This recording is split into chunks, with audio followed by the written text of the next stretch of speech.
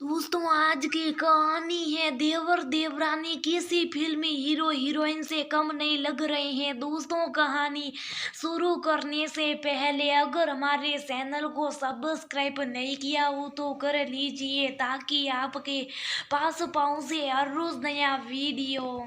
रसना बच्चों को स्कूल भेज सास ससुर को शाही नाश्ता करा, खुद चाय पीने बैठी तो सेंटर टेबल पर देवर की शादी के एल्बम रखी थी, जो भी 6 महीने पहले हुई। उसने तो शादी के बाद मेहमानों के आने जाने और दिवाली के कामकाज में एल्बम आई याद भी नहीं रहा। लगभग सभी घर वालों और पड़ोसियों ने भी दो दो बार देख लिया। नजर पड़ी तो सोचा देख लूं क्या यादें सजोई तस्वीरों में।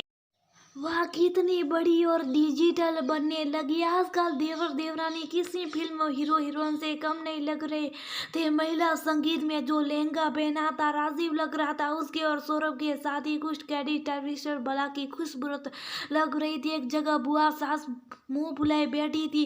देख उसके हंसी सुर की ढोलक लिए सासी मामी लोग पुराने जमाने की याद दिला रही थी। घोड़ी पर देवर जी तलवार लिए क्या खूब जस रहे।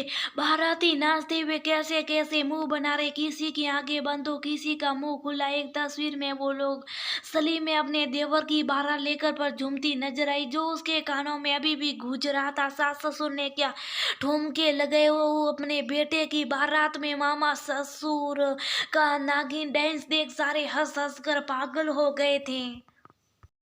वरमाला के लिए आई देवरानी सुर्ख लाल जोड़े में राजकुमारी दिखर पड़ रही थी। मुस्कुराते मुस्कुराते एक तस्वीर पर उसकी निगाहें थम गई।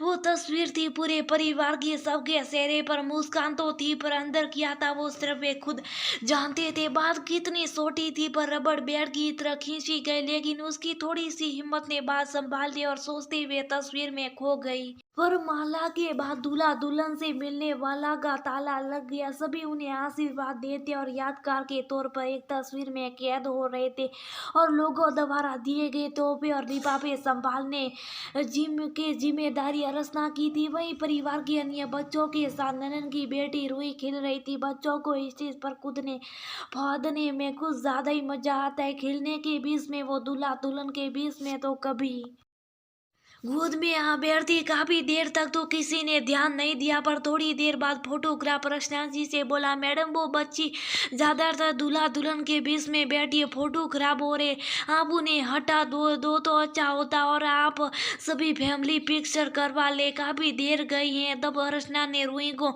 मम्मी पापा को बुला लाओ बोल स्टेज से उतार दिया और मेहमानों से बातें करने में व्यस्त हो गई। काफी देर तक सास ससुर ननद नहीं आए तो अर्चना ने सौरभ को सबको बुलाने का बोला, लेकिन थोड़ी देर में सौरभ ने अर्चना को कॉल कर होटल के रूम में बुलाया। देखा तो ननद रो रही थी। सारा माज रहा सुन अर्चना की होश उड़ गई। असल में ननद ने फोटोग्राफर की बात सुन ली कि इस बच्चे को स्टेज से हटा दे। बस होटल में आकर हंगामा खड़ा कर दिया। भाभी ने हमारी कोई इज्जत नहीं रखी, भाभी ने मेरी बेटी को दूसरे करने से स्टेज से भगा दिया। कोई ऐसा मेहमानों के साथ भी नहीं करता। फिर हम घर की बेटी भांजी हैं, हमारा कोई मान सम्मान नहीं किया। कहते वे फुट फुट कर रो पड़ी। सास भी रचना पर सिला पड़ी, बहू मुझे तुमसे ये उम्मीद नहीं थी। माफी मांग लो, मामला शांत करो, बाहर मेहमान क्या सोचेंगे। बेटे की शादी घर वाले गए, बहन दीदी से माफी मांग बात खत्म करो। अर्चना सुर पूरी बात जाने बिना फैसले सुन सुन वो परेशान हो चुकी थी। सबके मुंह से ऐसे सब सुनकर आज अर्चना का खून खोल रहा था। नहीं, बहुत हुआ, हर बार मेरी कोई गलती नहीं होती, फिर भी मुझे माफी मांगनी पड़ती है। क्यों? क्योंकि मैं बहू हूँ, इसलिए जब से इस परिवार में आई हूँ यही देख रही है। दीदी हर बार घर के शुभ कार्यों में रोना गाना करती हैं और मुझ पर दोष लगाती हैं। कोई उनको कुछ क्यों नहीं कहता, जबकि सब जानते हैं मेरी कोई गलती नहीं। अभी थोड़ी देर पहले बारात निकालने के वक्त भी द्वार ने में सोने की सैन मांग की इतना हंगामा किया था। उन्होंने मीनू को हटाने की बात फोटोग्राफ ने की थी, पर मुझे पता था कि कुछ गड़बड़ ना हो, तो मैंने बस उसे आप उससे बुलाने के लिए भेजा था ताकि फैमिली फोटो करवा सके, ना कि भगाया था। दीदी गलत समझ बैठी हैं।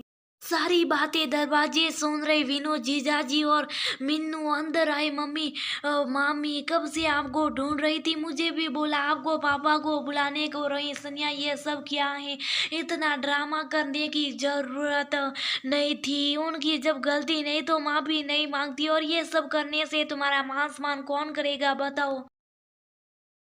पति और बेटे की बात सुन अपनी गलती का एहसास सन्या को होता है और वो रचना भाभी से माफी मांग लेती है और दोबारा ऐसा ना करने का वादा कर गले लग जाती है। जब चलो फटाफट साले साहब स्टेज पर सबका इंतजार करे फोटो के लिए। जी जीजा जी माहौल हल्का कर देते हैं, अंत भला तो सब भला। इस तरह ये तस्वीर रचना के लिए यादगार बन गई और थोड़ी सी हिम्मत से सालों से सती ननन के दबाव से भी मुक्ति पा गई और सभी रिश्तों में सामंजस्य तालमेल स्थापित कर लिया था। दोस्तों घरों में रूठना मनाना तो चलता रहता, पर किसी का हद से ज्यादा व्यक्ति को होना गलत। ये सही बहू हो या बेटी और शुभ रहकर सहन करना और भी गलत। इसलिए खुलकर अपनी बात कहना जरूरी। आखिर में थोड़ी सी समझदारी से रिश्तों को और मजबूत खूबसूरत बनाया जा सकता है।